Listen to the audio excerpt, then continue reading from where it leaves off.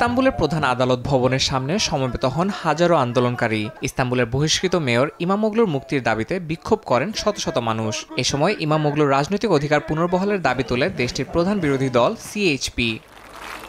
বিদেশি গোয়েন্দা সংস্থার হয়ে কাজ করার অভিযোগে গ্রেফতারকৃত এক ব্যবসায়ীর সঙ্গে যোগাযোগ রাখার অভিযোগ ওঠে ইমামোগলুর বিরুদ্ধে।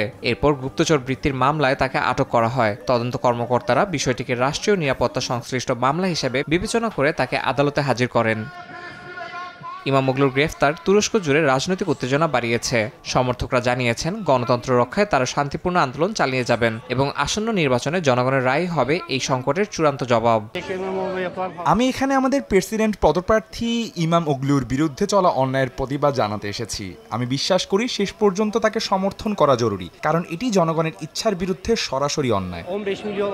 2019 সালে ইস্তাম্বুলের মেয়র হিসেবে দায়িত্ব নেওয়ার পর থেকে ব্যবসায়ী থেকে রাজনীতিক হিসেবে উত্থান ঘটে ইমামোগলুর। সিএইচপির পক্ষ থেকে এরই মধ্যে আগামী প্রেসিডেন্ট নির্বাচনে প্রধান প্রার্থী হিসেবে তাকে মনোনয়ন দেওয়া হয়েছে।